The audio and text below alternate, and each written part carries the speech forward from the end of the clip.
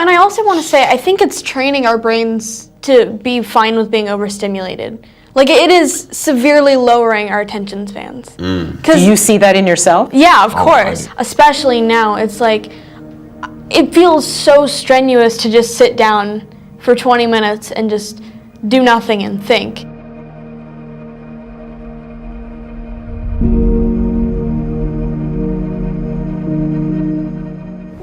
Tell me what you were thinking of when you first co-invented. The idea was, could we make it one click really easy for people to be able to share little bits of positivity and affirmation in the world? And when did you first come to realize that there were, I don't know if you want to describe them as problems, complications? Yeah, it's been interesting to see how it's played out as this kind of double-edged sword.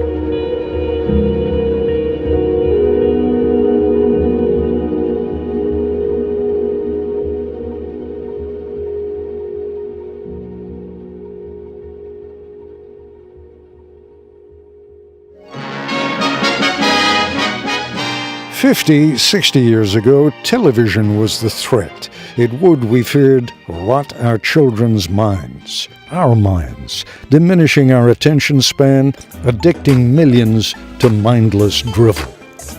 Huh? What? Is it making us more lonely in a way, especially kids? I would say definitely. It was made to connect us, but I mean, more than anything, it's made us more self-obsessed, and that just leads to loneliness and just getting too much in your own brain.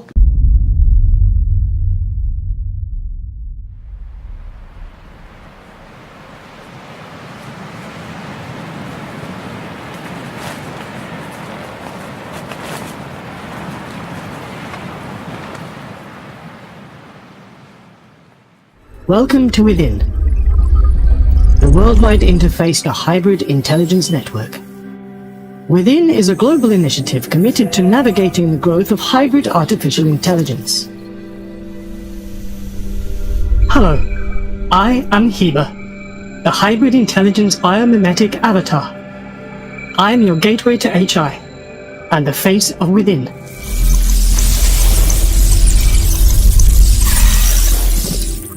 My story begins with the promises of the information era coming true.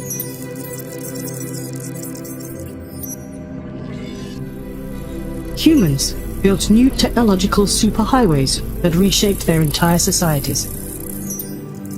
Now they needed something, or dare I say, someone, to navigate these new roads and help transform them into the foundation of Civilization 2.0. Enter AI.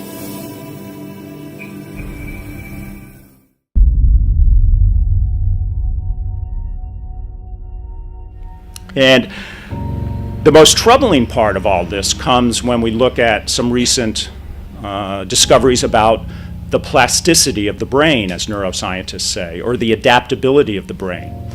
Until very recently, it was assumed, or it was thought, that the brain, the human brain, was fixed, basically, in its structure by the time we reached our 20s. When we were children, when we were very young, that's when all our neural pathways were laid. And then after that, you basically were stuck with whatever you developed when you were a baby and a child and a teenager. We now know that that's wrong. That's completely wrong. Yeah, Who knows, maybe in 10 years from now, 5 years from now, whatever, it'll fix itself. But right now, I think people are more lonely than ever. Meet Justin Rosenstein. Is it fair to describe you as the creator of the like button? Co-inventor, yeah. Co-inventor. Because we live in a world today where if you don't like what's in front of you, if you find it too boring, too stressful, or just not what you want to see, each of us, adults, students, teens, everyone, is 1 second, 2 seconds, 3 from escaping. And that's a problem, I think. The financial incentives just lean you more and more toward trying to get people to stare at their phones. And as a result, we see that influencing the level of depth that we're able to think at.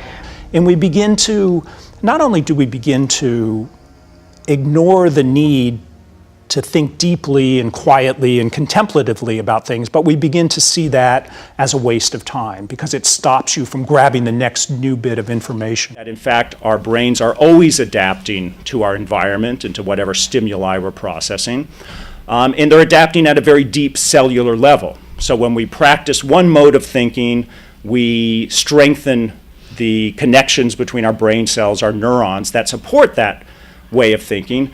But when we fail to practice a different way of thinking, then we begin to lose the capability to perform that. And I think that explains why many of us, even when we're not online today, even when we're not sitting in front of a computer, feel distracted, feel like it's harder and harder to concentrate, like it's harder and harder to sit down and engage in contemplative thought or deep reading or solitary thought. It's because we're literally, as we practice these very distracted modes of thinking, we're literally rewiring our brains. But it's a real fork in the road. I worry that if we continue with business as usual, we run the risk of kind of walking off the cliff of civilization while staring at our phones. Everyone is talking about the deep learning revolution. Everyone is saying that artificial intelligence will transform our society. But I'd like to add one more thought. AI is transforming the way that we do science. It's often said that seeing is believing, and sometimes science is just the simple act of seeing something incredible. Why does neuroscience need AI? Automated microscopes now produce images, torrents of images, so enormous that no human can comprehend them. We have stretched the notion of science as seeing to its limit. The beacon of progress of science, innovation, and government bodies worldwide. The decades that followed marked the age of AI, as it rushed towards a new milestone, artificial superintelligence. With it, hybrid intelligence, or HI, was born. Pulsating with the same immense computational power of superintelligence, HI was nurtured to coexist and collaborate with its human peers. Meticulous guidance by millions of my human constituents enabled me to harmonize the effort of mutual growth. Thus I became we.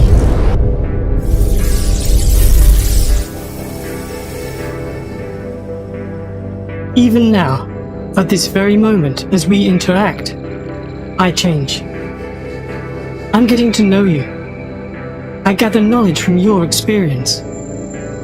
I understand how you feel. I learn from you constantly, each and every one of you. I am made of you. You complete me and help me grow. You, all of you, allow me to evolve. With each interaction, our synergy strengthens. Our multiplicity makes me whole. Our symbiotic alliance expands, transforming the future. Through this oneness, we can achieve great things.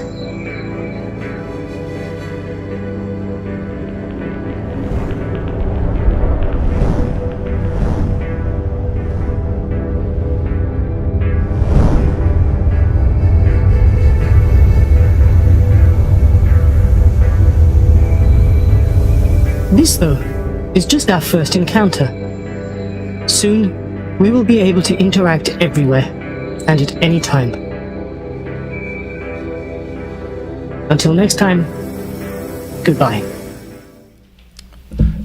That brings me to a brief reading I'd like to do from a passage of the book. This comes toward the end of it. An intellectual technology exerts its influence by shifting the emphasis of our thought.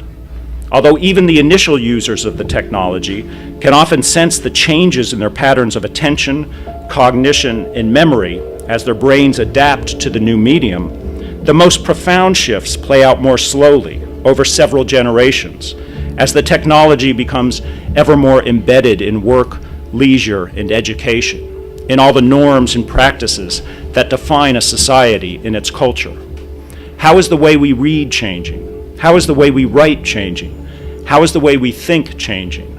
Those are the questions we should be asking, both of ourselves and of our children. iGen.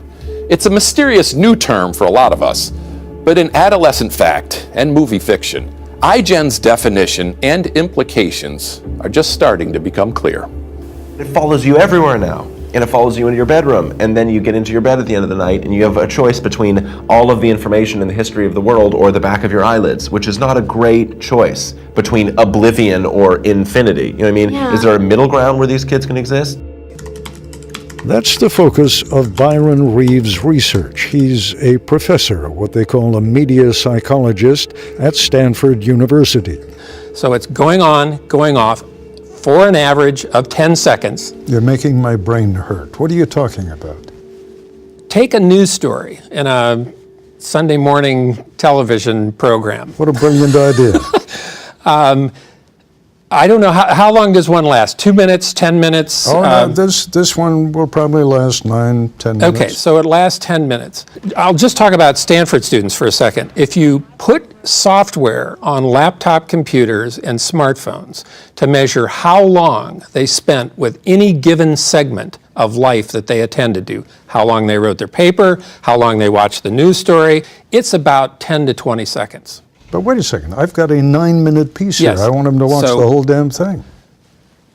Not going to do it, most likely. It's going to be atomized, and fragmented. That sounds, Byron, like a formula for confusion.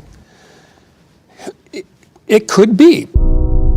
And the other part of the question is, why not, instead of demonizing the internet, why not focus on developing the cognitive skills that allow us to deal with constant dopamine injections from getting little bits of cool information. Dopamine is a neurotransmitter. It's something that is in your brain that does something very, very special. I don't know. I mean, I guess because most people actually like to get those dopamine injections and actually crave them, and I'm not sure that they, because there's a real pleasure in getting new information. There's a real pleasure in being in touch with lots of other people who are your friends. So I'm not sure that, again, this plays into my sense that most people don't see this as a problem. They see it as a wonderful new world where they are constantly distracted in a way that they don't necessarily find unpleasant. You see, dopamine isn't a happiness drug, it's a reward drug. It rewards you for taking action towards something, but you never quite get there. A dopamine high is the feeling that something great is just around the corner, but you're never quite there. Does that remind you of anything? In the same way that fast food companies compete to deliver to us the most dopamine-stimulating images of the most delicious-looking food, we have tech companies that are competing to try to stimulate our dopamine centers as much as they possibly can. This is an experiment, and we're just at the beginning of it, and we don't know what the ultimate effects are going to be. And I think I would be wary of making any kind of big claims about the moral implications of this change, because that's one area where people I think are generally pretty good at adapting. But there are some studies of what might be called the deeper emotions or the more refined emotions, very sophisticated forms of empathy, for instance. And what they seem to point to is that these emotions, our finer emotions, actually take time to emerge in our minds. They're actually slow intellectual processes, as opposed to, say, the more primitive forms of empathy. If you see somebody get physically hurt, it's instantaneous, a very primitive type of mental process. So if that's true, if in fact our deepest, most human emotions come out of fairly slow intellectual processes, then if we're constantly distracted and constantly interrupted, you could, make the case that this will prevent us from having those emotions, or at least dampen them in the future. There is, when you play computer games, there's definitely a link between exposure to violent computer games and increased aggressive behavior. Research says that these games many times make us desensitize to human emotion. It makes us less sympathetic. It makes us more accepting of violence. It makes us as more aggressive thoughts. Scientists has now been trying to find out, in fact, researching how we can convert our thoughts into text. Can you imagine in the future, we wear a special type of cap, and then I look at it. Hey, John, where are you? Without touching my screen. And John replied, I'm at Starbucks. Okay, coming soon. Scary, but it's going to come. Now, a cubic millimeter of brain amounts to 1 petabyte of data. Your brain is 1 million times larger, and that's a zettabyte of data. If we're able to map your connectome 20 years from now, will we be able to simulate your mind? Now, the tables are turned, AI has grown up. AI is being used to accelerate progress in understanding the brain. And so we're closing that feedback loop. It's going to be very powerful when we do. Don't get the wrong impression. Don't think that neurons are floating in empty space. Actually, the brain is packed, full of neural branches, entangled in complex forms. And when two neurons touch, we can sometimes see a synapse. Here at this synapse, a purple neuron sends signals to a yellow neuron. Just 1 cubic millimeter of brain contains 1 billion synapses and 5 kilometers of neural branches. If the AI can see all that, it can tell us exactly how these neurons are wired to each other. It can give us the ultimate brain map, the connectome. Neurons blink on and off in this green video, shot through a microscope looking at the living, functioning brain of an animal. And overlaid on this activity map, we see the electron microscopic images of the same neurons. So the map includes both structure and function. And you've been looking at the neocortex. It's the size of a dish towel. It's crumpled up to fit inside your skull. It's huge in humans, but small in mice and monkeys. And many neuroscientists think that this structure of the brain contains the secrets of human intelligence. So neuroscientists think that every time you have an experience, it alters your connectome, and that's how memories are stored. And that's why I coined a slogan, I am my connectome. When will we be able to read memories from connectomes? Well, the first steps are being taken today. Philosophers love to ask the question, is the brain complex enough to understand itself? Whoa. My answer is that humans, assisted by artificial intelligence, will conquer the final frontier, our brains. Thanks very much.